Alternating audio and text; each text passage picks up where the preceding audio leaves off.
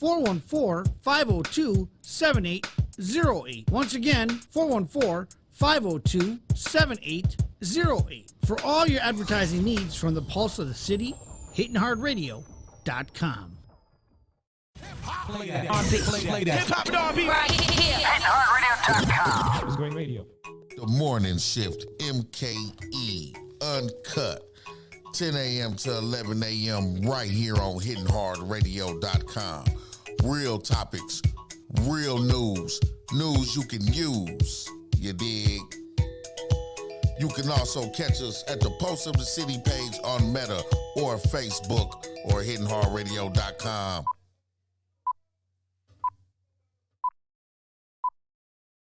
Pitch Control. The Morning Shift MKE Uncut on HittingHardRadio.com. Welcome.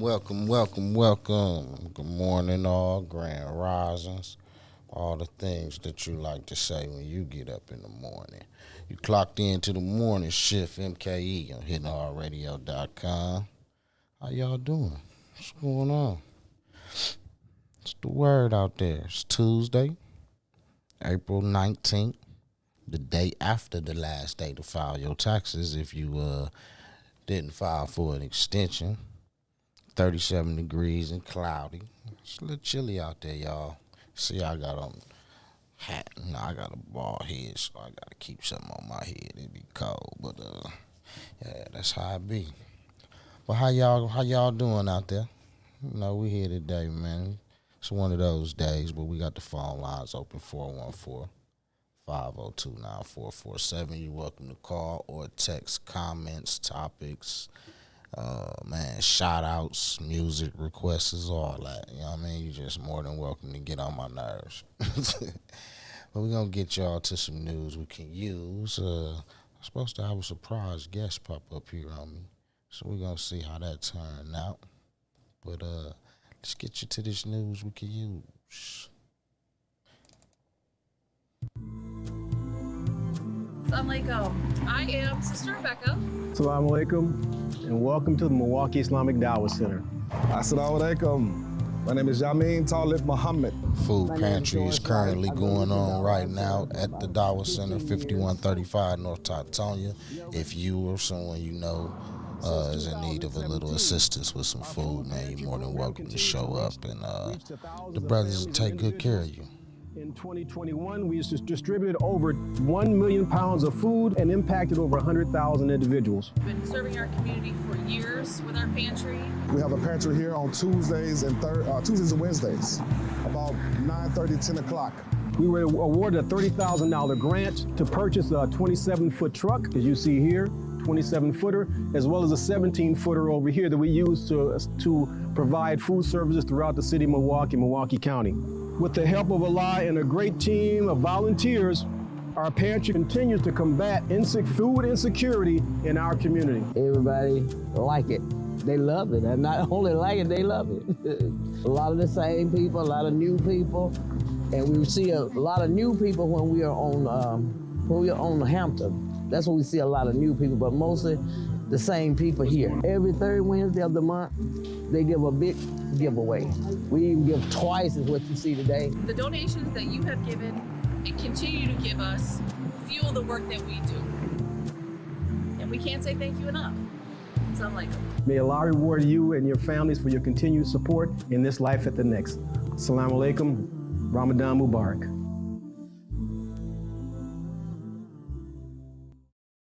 Breaking news. Pause that right a second. But again, so if you or someone you know need assistance as far as a meal goes or whatnot, to help them get through the week, man, yeah, you're more than welcome to come on down to the Milwaukee Islamic Dawah Center, also known as the Muslim Community Center. It's located on the corner of Teutonia and Eggert, 5135 North Teutonia.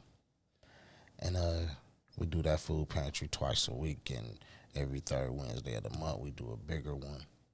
So yeah, you're more than welcome to come on down. And another little fact for you too, also, it's Ramadan going on, Ramadan Mubarak.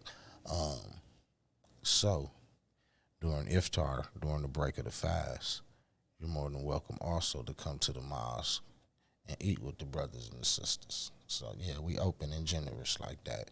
You can come to the food pantry and get you a box to take home, and you can also come to the iftar. That's the dinner we have when we break and fast, and eat with us as well. So, again, if you know anybody in need of a meal, point them in our direction. Take you out to Wauwatosa, and you are seeing this is Sean Lowe. He will be the alderman in Wauwatosa. There's been a recount out there all night long, and he just found out that the results have stood up. You may remember on election night, he was top. They about to go crazy. Say, like, how did he win? We got to have a recount, a recall. And nope. You stuck with him. Deal with it. We be having to deal with y'all. With the incumbent, but somebody had cast one provisionary ballot. They didn't bring their ID, so they cast a ballot. The vote went to him, meaning he won by one vote, but then that candidate asked for a recount. So they had a recount today, and this guy just found out he's still the winner. He will be the alderman, the first black alderman. I wonder, was it still one vote, or did it go increase when they did the recount? Ignorance isn't always bliss. That's the takeaway from Wauwatosa Police Department. Their investigation started with ours. Public records show Assistant Superintendent Kristen Bowers encouraged Wauwatosa School District's adoption of AVID, the pricey college prep program, paying Brett Bowers, her husband. It's taxpayer money. Am I tripping, or is it like Kristen got some Bowers bleeps stay in it out like of they AVID edited? decisions. We discovered, and Wauwatosa Police now confirm, the district ignored that legal opinion for more than 2 years. Former board member Mary Jo Randall and current board member Mike Meyer started asking questions almost a year ago, but the district took no action. Public records show current Superintendent DeMond Means initially strategized with Bowers about defending her relationship. As Wauwatosa Police put it, it wasn't until Fox 6 showed up. Those little bleeps in there like that. I don't know what's That the going district on. bothered to investigate. Bowers resigned with a 6-figure payout. Wauwatosa ended its AVID contract. Now, Wauwatosa police say there will be no criminal charges. We asked Bowers for comment. No answer. The police report says they could not prove beyond a reasonable doubt the Bowers family received direct compensation from the Wauwatosa contract. The report relies on public meetings and public records the school district provided. Wauwatosa police said no to an on-camera interview, but a police source not authorized to go on camera said there was not enough evidence to support subpoenas for more documents. The source says there's no doubt Bowers championed AVID. Quote, there may be no criminal charges, but that doesn't mean nobody did anything wrong. The police report blames former Superintendent Phil Ertl and the school board for ignoring policies. Police are referring the case to the U.S. Department of Education Office of Inspector General, responsible for identifying fraud, waste, abuse, and criminal activity with federal funds. The responsibility is on the school board. We created the environment in which everything was done. In a statement, Wauwatosa School District says there is significant opportunity for improvement. The board has changed from an oversight room into, in effect, a rubber stamp room. Board member Mike Meyer Tonight, I'm speaking only for myself. Takes it a step further. The board needs to look at itself first and do better than we've done, myself included. Because the issues the powerful ignore become problems the watchdogs uncover. Amanda St. What is Hilaire, with those Fox 6 gaps in the News. audio? See if this next one do it, y'all. Tommy Thompson tonight is Oh, out. Tommy And when- Thompson. Y'all remember this cat. I know anybody who done some time remember him because, man, he made it terrible for cats locked up or whatnot. But yeah, man, I had to run this because we got news that he will not run for governor again. We know we do not want him to do that because this clown is subject to win if he run, and man, there ain't no telling what's gonna go down. Page statement Monday afternoon, the former four-term governor says after much thought and Four difficult terms. deliberation, They love decided them some against old another timers. race for governor. He certainly loves politics. I don't think anybody would argue with that. Thompson's daughter just days ago in a taping for Upfront. The 80-year-old former governor and Health and Human Services secretary started seriously considering the idea earlier this year. Remember, his daughter was a public month of defender. April looking at my options. As his time as interim president of the UW system was coming to an end. The entry would have upended a Republican primary already filled with former Lieutenant Governor Rebecca Clayfish, U.S. Marine veteran Kevin Nicholson, and State Representative Tim Rampton. There was an astonishing phrase when he gave all the reasons why he's not running. What's the first reason? Because he wanted to overcome the political divide that exists in Wisconsin. That's telling us that he's unhappy with what's happening to the Republican Party, about quite how Trumpy it's getting, and that he's afraid that it's something of a suicide pact. In other words, that all these very, very Trumpy candidates could never win. The question now if any other Republicans will enter the race, like businessman Tim Michaels, who ran for Senate in 2004 and is also reportedly considering a run. Tommy Thompson also telling us right now he's looking at other ways to potentially serve. In Milwaukee, I'm Matt Smith, WISN 12 News. The winner of the August primary faces Democratic Governor Tony Evers this November.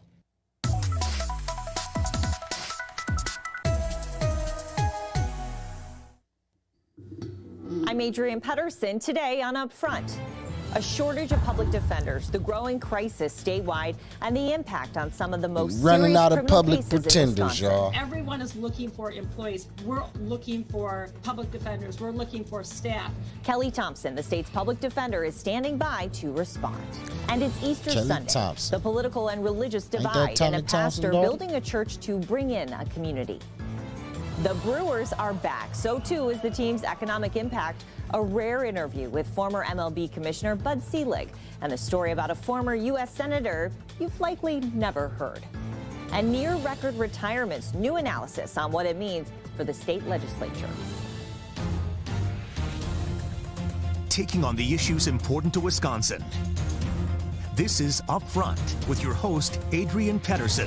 Hello, and thank you for joining us right now. Some criminal cases across Wisconsin are on hold, delayed in part because of a shortage of public defenders. The impact now being seen and heard in courtrooms statewide. Kelly Thompson is the state's public defender overseeing the state agency. And I wonder how actually do they just, because they running out of public defenders, don't have enough or whatever you want to call it, can just put these cases on hold.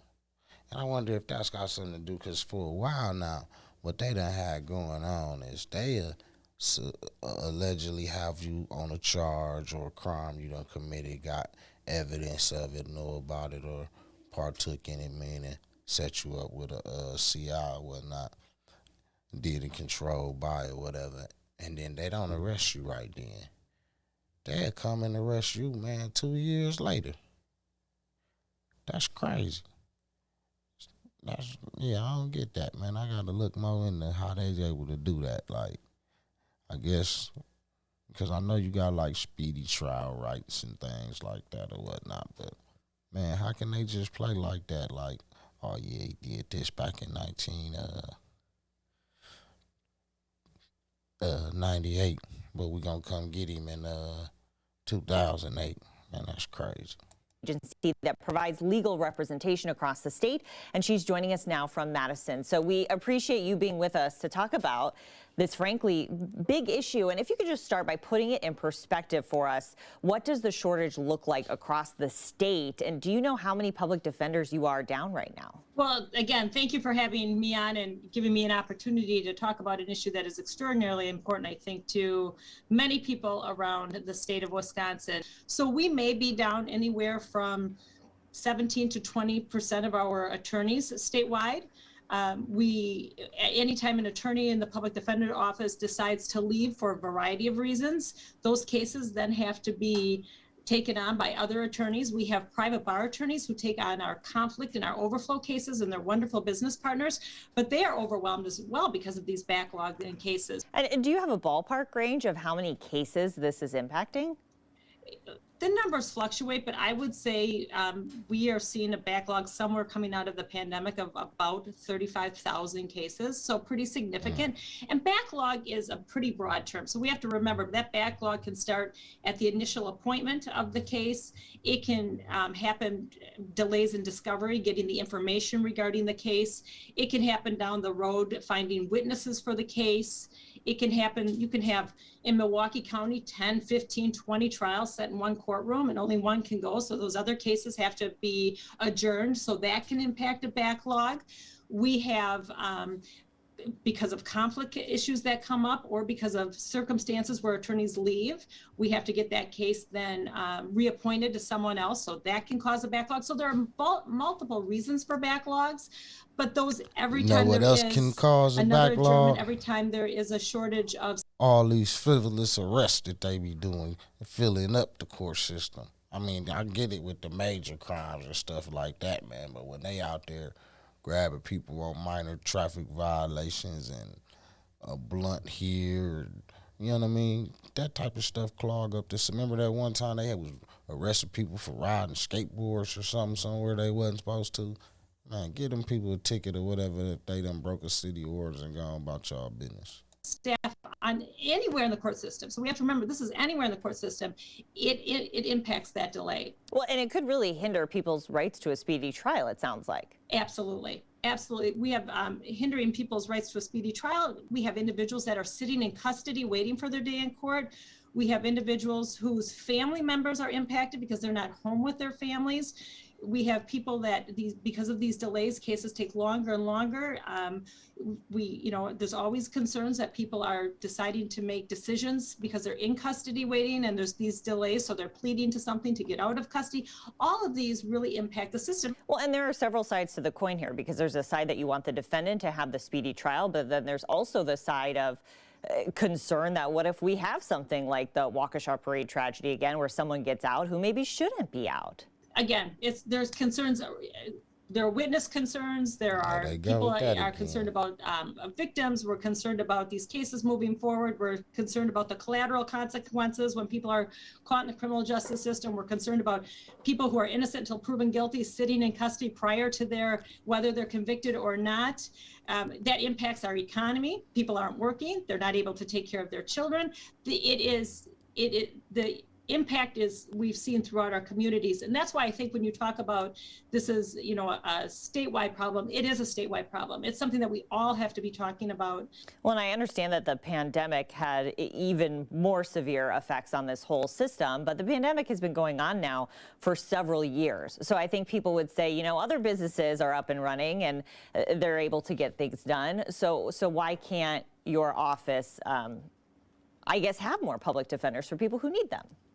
Well, we are getting business done. So we're running thousands of cases through our criminal justice system. And probably somewhere between 80% of our cases are appointed within the first 10 days of a case. So we're talking about a minority of the cases, a small percentage of the cases that are taking longer. And again, that impact can be for multiple reasons. It can be finding attorneys. And I think we're seeing this across the economy. Every business has shortages. Everyone is looking for employees. We're looking for public defenders. We're looking for staff. What do you need from the state legislature and maybe from the federal government? Well, I think starting with this, there are ARPA funds that we have been able to access, which has been important. So that will be able to hire new people. That does not impact the individuals that we have in our office now. So this is a budgetary issue where we're working. We're constantly talking to our legislators. We've been fortunate in Wisconsin. I think our legislators recognize the important work that public defenders, prosecutors, our criminal justice stakeholder members are doing, and it's working in unison together. We work really closely to say, this is critically important work. We need to be able to retain these individuals. If I'm constantly having to, lose people, that all those cases have to be taken up by someone. I mean, do you see a light at the end of the tunnel? How long do you think it could take to get on track? I see a light because I do think people are working together. I think people are frustrated, but I do think people are working together. I think we are hiring people. A lot of them are new attorneys, so that will take them some time to get up to speed. Our private bar business partners have been terrific. They're trying. I think we're slowly seeing this backlog. You know, as cases get completed, people can take on new cases, and that we're seeing some of that. But it's going to take years. I think, you know, years. I mean, I believe years. Yes, I believe years. Do you mean like 2 years, 5 years, 10 years? Well, let's not go 10 years. Let's hope between 2 and 5. And you never know. I mean, you know, it could go faster than that. But I think we're looking at certainly a couple of years. And again, it's everybody talking, everybody working together, we have to think outside the box, and that's hard in the criminal justice system. I do want to ask you a few more questions before I let you go, switching gears though, about your dad, former Governor Tommy Thompson. Has he told you if he's running for governor again? He has not. He has not. I think he, see, I'm so busy with the public defender work, I haven't gone into. Hey, that's wild, ain't it, right? That his daughter is like, man, the top public defender, or I don't know, she in Madison, you know what I mean, doing all this public defender work, as she called it. But yet, dude, man, was putting together policies and rules that was, man, you'd had to been in the prison and nothing to really get the gist of it, right? But yet you got his daughter out here somewhat fighting to keep people out of prison. I wonder, I never had her. Can't even say I know somebody who did. But I wonder, was she like one that really, really fought? Or, you know what I mean, is she like one the other side sent over there to go screw you over some more or whatnot? Just a thought.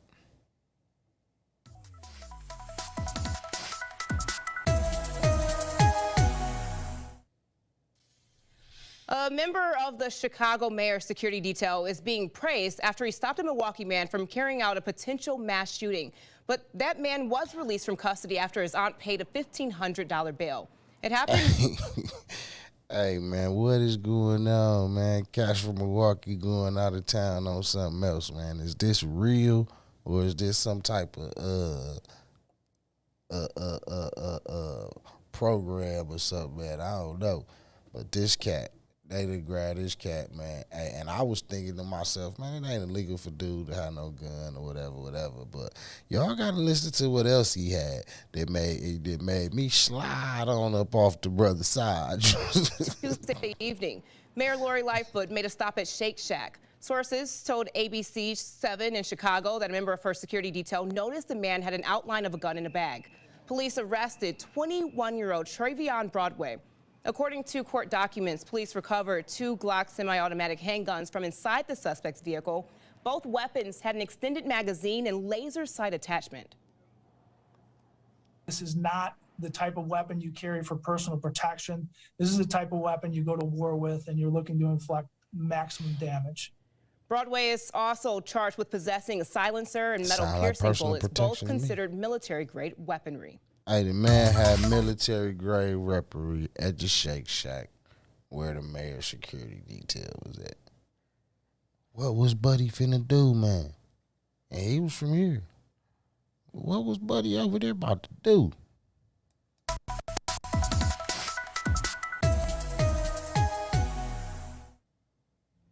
Hey, this another wild story, y'all. I guess, man, y'all, the road rage done took to even on the outside of the car, not even driving no more, right? These cats, they neighbors. The lady got a daycare. I guess he unhappy with the way the parking situation working. He tired of all these vehicles coming and going. He can't park in front of his house. So this clown shoots up the daycare. Yeah, shot up the daycare. Bullet holes inside and out at Little Warriors Childcare. Even a bullet left on the floor. The sign over the door itself broken out by a bullet strike. The daycare was shot into several times, and all I could do was just get all my kids and bring them down and like protect them with, you know, trying to use my parenting skills. Owner Andasia Harris brought the kids into a bathtub for protection until police arrived. She's currently operating from a temporary location and doesn't want her. Hey, that's a old hood skill there, man, jumping in the bathtub during when the bullets flying. But, hey, one thing you got to be sure of is that the bathtub is cast iron, not one of them little plastic joints or whatever. You know what I mean? It's got to be something that the bullet gonna ricochet off of. Don't jump into a plastic tub thinking it's gonna save your life. Nah, it's just gonna collect the blood. Face shown. She blames the shooting on a neighbor, angry about what they saw as parking issues caused by her new business. How close did it come to them Parking. getting hurt? Bullets went right over my head. I felt the glass shatter on my back. It Parking. felt like Tripping melting, over. like Parking? glass. It felt like it melted through my back as I'm like shooting. He clowning on them about parking, and I bet he didn't even have a parking permit to be night parking, no way. Down trying to protect. I had a 1-year-old in a high chair. I had a 4-month-old in her still in her carrier seat. I don't know why people are like that. It's just the way people are. We talked with that baby's father, Why who are can people barely like that? comprehend bullets whistling through the daycare. That honestly hurt my heart because I could have lost my little girl, and she's like my everything. Harris says she was I just ain't getting never her got so fledgling mad I shot daycare a business daycare up. off the ground here. Now, she definitely won't be returning to this location Ain't never if got she that mad I reopens shot at all. nothing up. I could have lost my life. Any of my children could have lost their life. Bullets don't have a name. Them bullets could have easily went through the wall and hit any of my children. Right, In Milwaukee, Dawn, Nick Ford, that's WISN wild. 12 That's News. beyond crazy. Milwaukee police arrested 4 men, but so far no charges have been filed. That's even more crazy. Milwaukee home covered with around 30 bullet holes after an Easter morning shooting. Our Aaron Maben spoke with the homeowner about the violence causing damage and a lot of frustration. I heard what I thought was a nail gun. Bullet holes riddle. Hold on 1 second. I don't mean to hit y'all with all this, this Milwaukee sad, violent news. This particular story here, I didn't focus on because of what happened to the house. It's towards the end with the individual whose house it is and the decision that he's made. So check this out. Milwaukee home. They got louder, so I'm like, wait, those gunshots. After someone opened fire near 28th and Brown Sunday morning. James Cooper was in back when the gunfire happened. He says it started after his family member got into an argument. I didn't know what to think, honestly. I really just didn't know what to think. From the ceiling to the floor, this red tape shows where the barrage of bullets went flying through the front room of this home, causing damage and sheer panic. This is not the way to handle confrontation at all. This brother right here, y'all. Walt Love showed up Walt to find Love. his property at the Brother center Love. of a police investigation. This is not normal. This is not the way we're supposed to live here in our city. Out there in the street, there was 27 casings.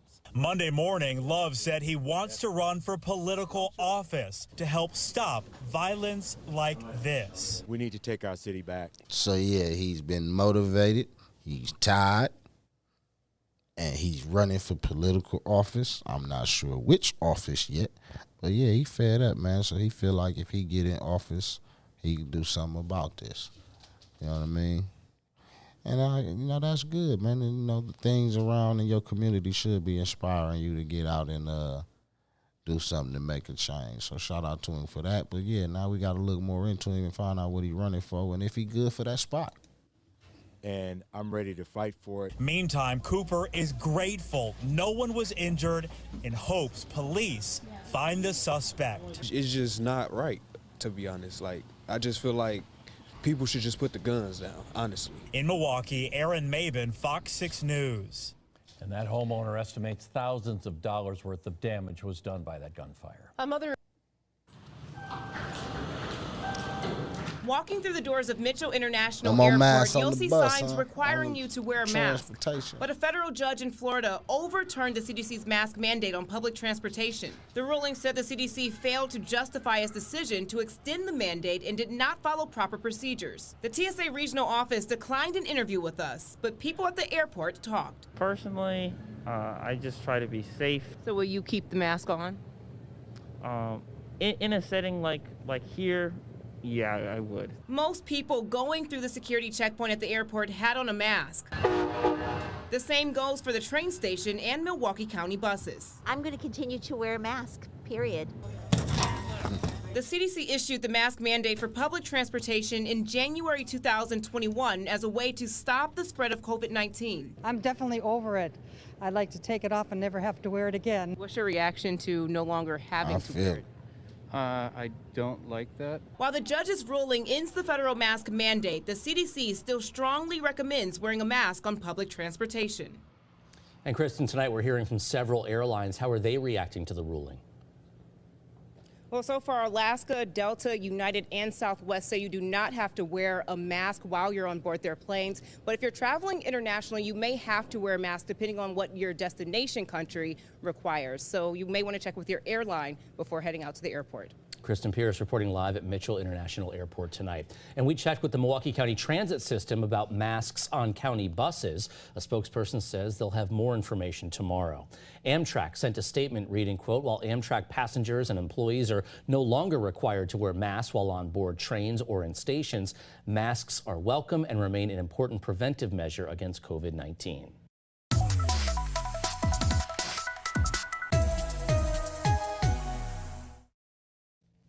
Described as a vibrant person who deeply loved her family. She was a good kid. She was liked. 17-year-old Tiana Covington leaves behind a 1-month-old baby and grieving mother. That's my baby. Oh, that's my baby. Milwaukee police say Covington was shot and killed just after 6:30 p.m. Easter Sunday in an apparent road rage incident near 29th and Cortland. A small memorial now sits the scene. Neighbors near the scene remember hearing the gunshots. All of a sudden, I said, boom, boom, boom, boom, boom, boom, boom. Come outside, and the car was flipped over right here. As family gathered outside of Covington's home honoring her memory Monday, her mother called on elected officials to do their part in bringing justice to Covington. We got a new mayor. Let's see what you gonna do. Let's see what you gonna do. We voted you in. Let's see what you gonna do. All I can think about is how. Hey, Chevy, you here? They coming for you, man. They coming for you. I'm not sure what you're supposed to do, but yeah, they coming for you. How this baby is already a statistic and have to grow up without a mother. He will never have the opportunity to see his mother again. Milwaukee police say they're searching for suspects in the case. Covington's mother says she last saw her daughter Sunday morning. She wanted to go out, and I told her, well, you can go, just leave the baby here. Who ever done this? Turn yourself in before the streets find you. In Milwaukee, Caroline Reinwald, WISN 12 News. Milwaukee police have not released specifics about what may have led up to the road rage shooting.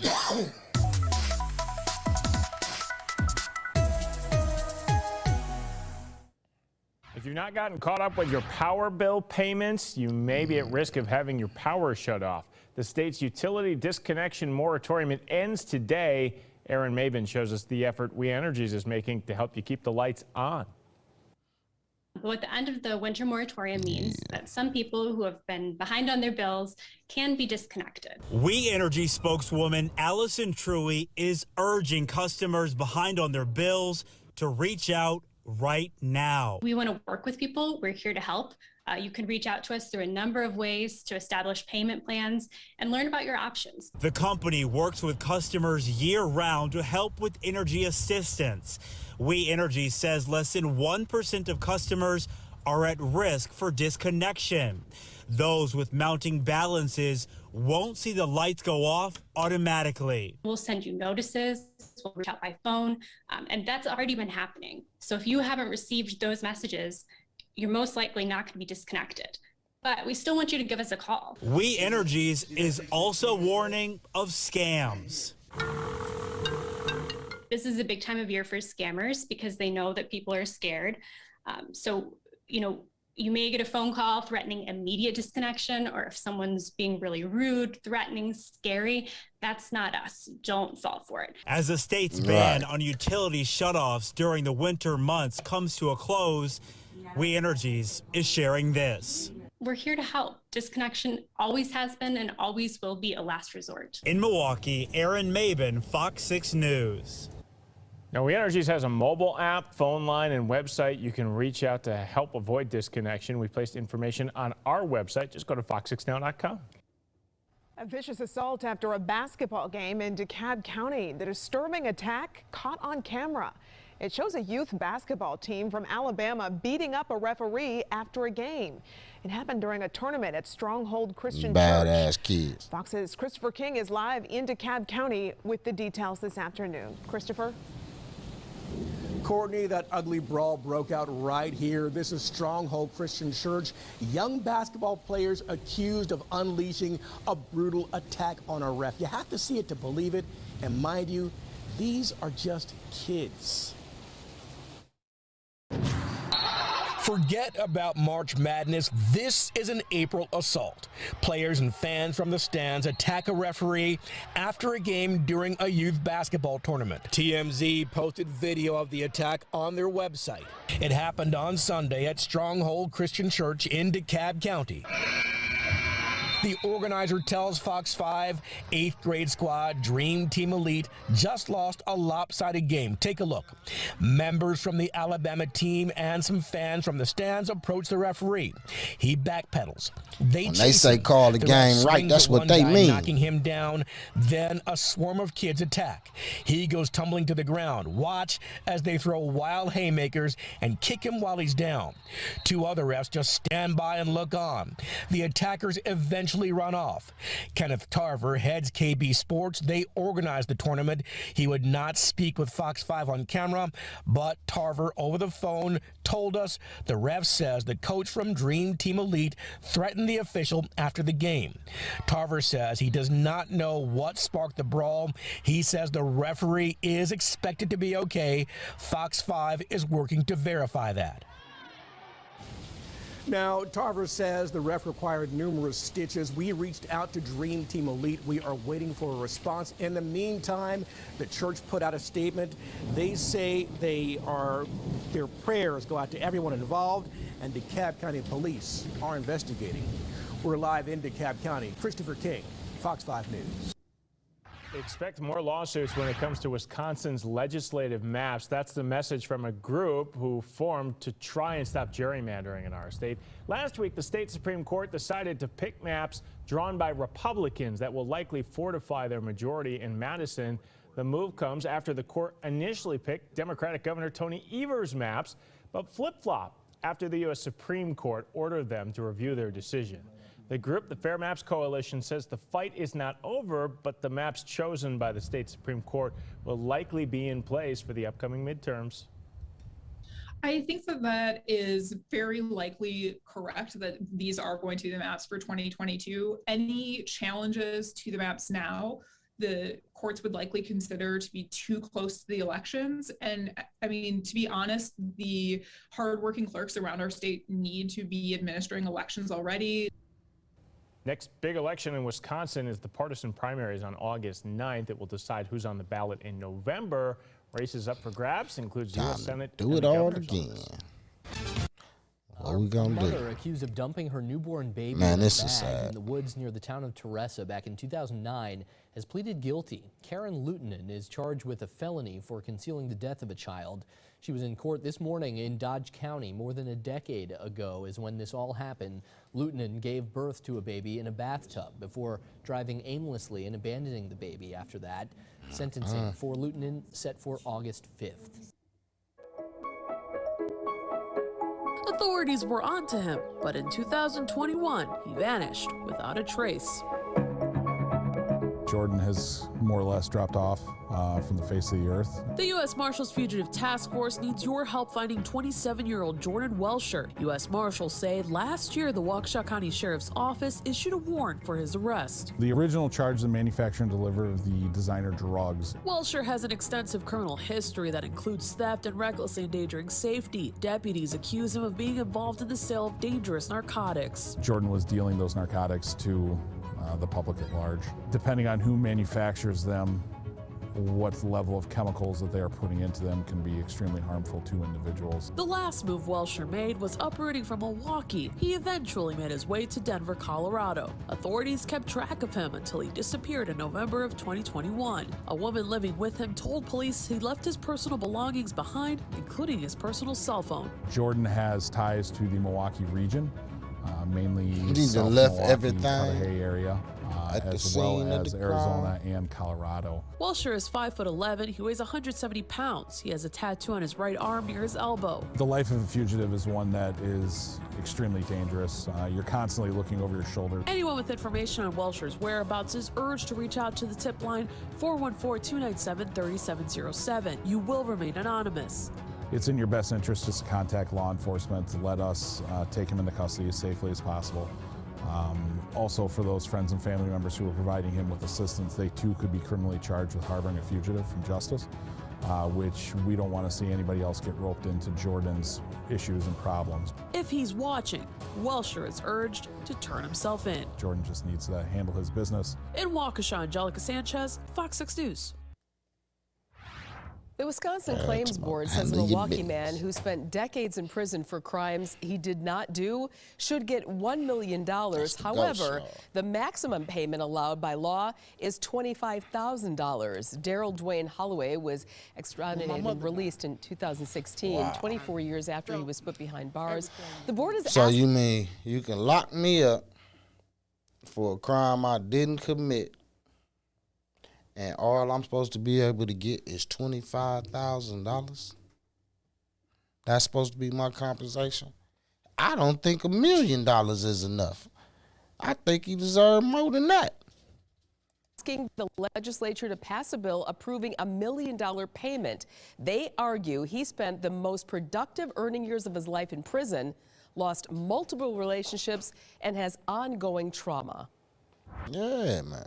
A Milwaukee man who spent 24 years in prison for crimes he did not commit could be getting some big reimbursement. 24 years. And y'all making this man fight and go to court and battle it out to try to get $1 million. 24 years. Y'all can't be serious. For something he didn't even do. And that's even another thing, man. Why in the hell does it take so long? You didn't do it. You innocent. You get convicted by whatever reason these dumbass juries keep convicting innocent people. And then you go to jail and you fight and fight 24 years before you get some love. You done did a few sentences, man. This whole system, we focus on one end of the system, but, man, the whole entire system is fucked up. All of it, man. The whole thing, the whole machine. We working with faulty-ass equipment. Wisconsin Claims Board is asking the state legislature to award Daryl Dwayne Holloway $975,000. Holloway, and then they still gonna shout him on his meal. They making him fight for a meal, and then they still want to shout him on it. That's just fucking crazy. Convicted in 1993 of 2 home invasions and sexual assaults, but both cases were later overturned. 12 News spoke to Holloway on the day he got out of prison. I don't blame none of the victims, believe me. I don't blame them. Going through what they went through, Thursday, the Claims Board awarded Holloway $120. He good, because, man, I be blaming everybody. Y'all got me here 24 years. Man, I was just watching, what's it called, How They See Us, or the way they see whatever the little story on Netflix about the Central Park, the guys that was wrongfully convicted with the Central Park brutal rape or whatever, right? And I was watching that, and most of them cats was little kids, so they went off to juvie, man. But you had one of them, man, that he went through it. Like, he really, really went through it. Like, I don't know how much was real and how much was just them putting 10 on it. But me reading between the lines, from watching it, I would even say the brother was raped because they thought he was a rapist. So they just did everything to him, violated him, just to later find out he was innocent. He didn't do nothing. All he did was try to go with his friend. He didn't want his friend to go off with the police by himself. So he went with his friend. And then he ended up getting separated from his friends. And, man, going through that very, very traumatic experience. And then when I see some of the interviews of him now, of course, they out. They got their little money or whatnot. And, they doing work.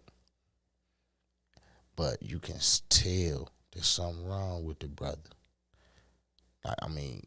The way they got him played in the movie, it was like he possibly had some issues even going in. I'm sure they all did. They had some issues on top of being just scared of the police, not knowing and understanding what's really going on, being ignorant and, man, all that come with it that allow them to get over on us the way they get over on us and things. But the whole system, man, is just fucked up. And it's like, after they do it to you, it's like, oh well. And they just go on with their life, man. I think everybody that partook in wrongfully convicting and sending an innocent man to prison need to go to prison too, man. They need to go through everything what that brother had to go through. $5,000, that's the most that's allowed.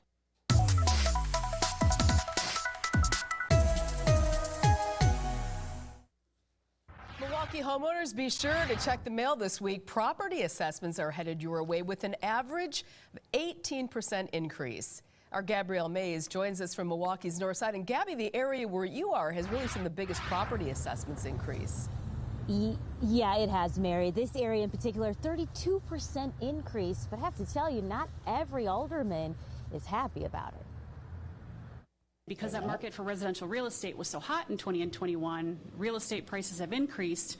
Property owners are likely to see an increase in their value. Milwaukee Assessment Commissioner Nicole Larson says 93% of Milwaukee property owners will see an increase in their home assessment value. The average increase is almost 18%. In 2022, we are feeling the result of 2 years worth of market activity since we didn't revalue in 21. The Aldermanic District with the highest assessment change are District 7 with a 32% increase. What does this mean? Somebody that know these numbers, know these figures, call me. Let me know what this stuff means. I ain't in tune. Like, I ain't in tune with these figures and what they mean. And I'm not one of them dudes that can't say when I don't know something because I want to learn it. And the only way you can learn it is to ask. So who is in tune out there in the morning shift that's in tune with these zones and property assessments and things like that dealing with the city? Because this is also some more news we can use and need to know. So I need people who, man, strong in the knowledge of this stuff to come up here, clock in on the morning shift, sit down, grab a mic, and let's talk about this stuff and educate, man, our peoples on it. Educate me, you know what I mean, and our peoples that's with us on it. Absolute flood, because I can speak for a lot of my neighbors. Their incomes haven't gone up 18%.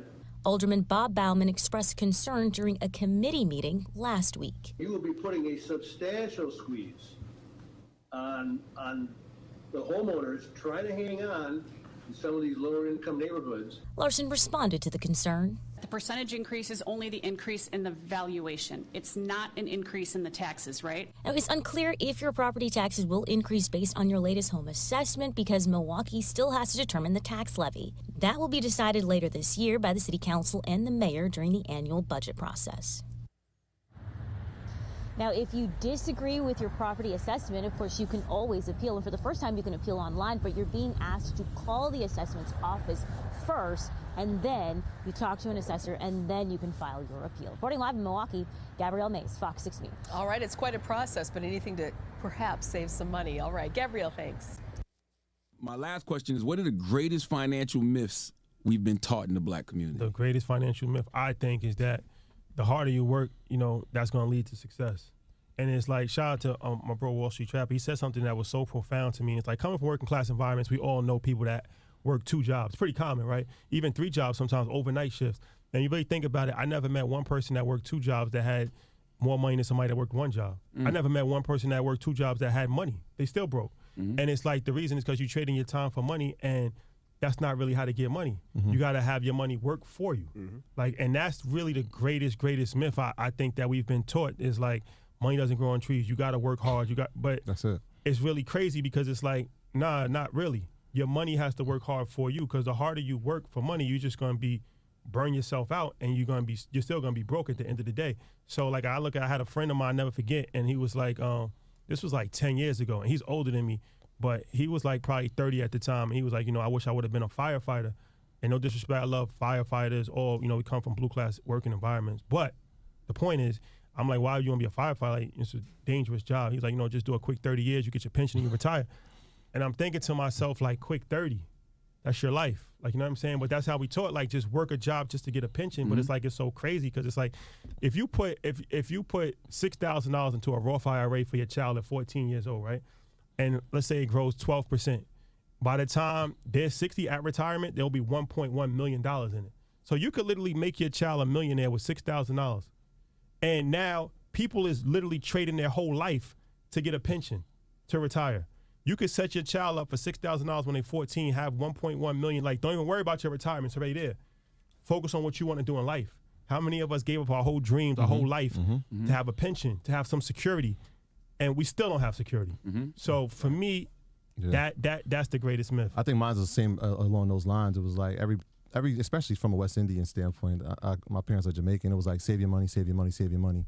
Put it in the bank, save your money, until you grow and realize, like, the people that you're telling us to save the money with aren't doing that at all. They invest They're investing your money, right? So if you ever try to go to the bank and say, hey, I need $20,000. I always used to think about that, like, man, we work, get all this money, go over here, run, put it in the bank to save it. Some of these banks give you a very, very, very tiny amount of interest, right? Some credit unions give you a little more, whatever. But then they take your money, everybody money, and they go bust moves with it for their own. And ain't nothing wrong with that, I understand that. We do that, in the streets when we was out there. Grab somebody money, go do a flip right quick, and then give them theirs back. I get that. But, man, how did we get on the end of it where we always the ones giving them our money to flip? We need to be the ones flipping the money. So, hey, we need... you got to give us a 2-day warning. We need to know that you're coming to get that type of capital. And it was like, wait, if I have $20,000 in my account, why can't I get it out? Hey, and that's true too. Like, I found that out at one point in life when I went to the bank. I needed a large sum of money, so I go to the bank to withdraw it. Man, they started putting me through a hassle about my money. So I'm like, wait a minute, hold on. Well, what if I want all of mine right now? Then what? They're like, oh, well, we still wouldn't have cash on hand for you. We would have to write you a check. I said, man, y'all running a cold game, and I got to learn it. Right, they're making interest on it, and you're making nothing on it. And so when you start thinking about that, it's like, that can't be the route. So it's along those same lines. Invest your money. And Fernando said that to us, too. He's probably the first person I had heard say it. I treat every dollar like a worker. If I had to work for you, now you have to go work for me. And so he's like, look, I don't want to be cash rich. I have to have every dollar working. We need to make money every day. And so when you start getting that mindset, like I said earlier, it changes the game for you. Yep.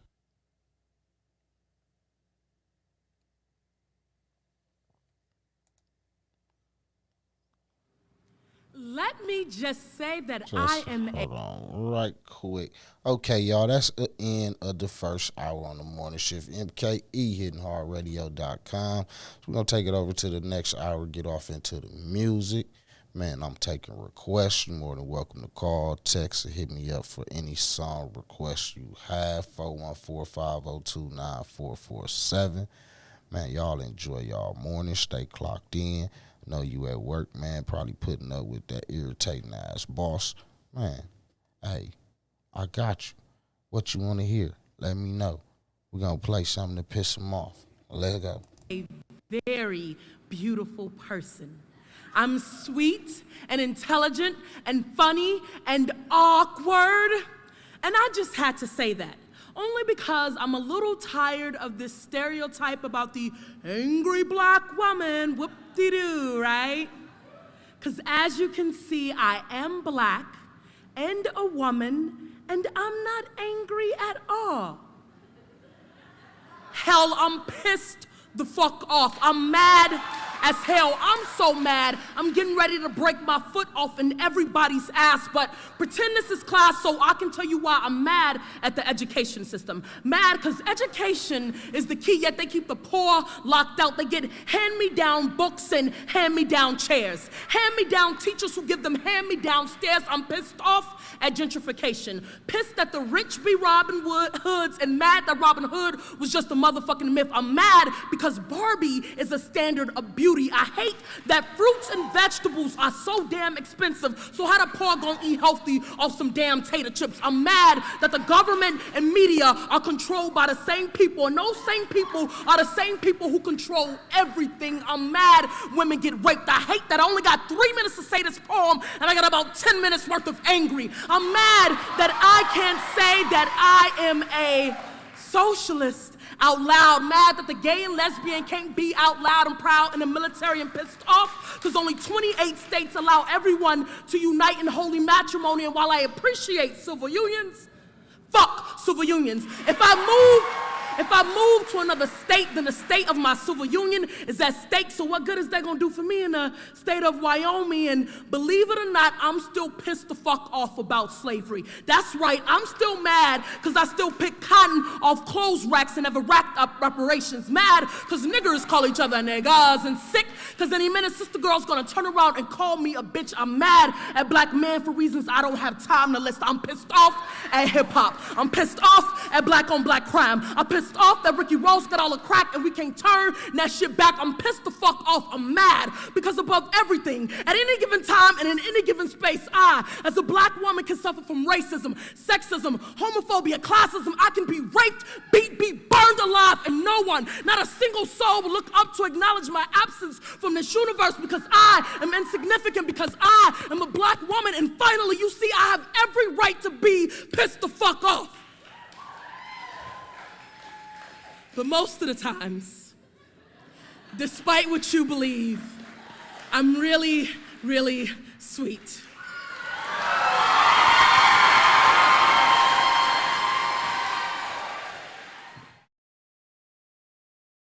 Make sure you tune in to the Morning Shift with Zaire every morning, Monday through Friday from 10 a.m. to 2 p.m.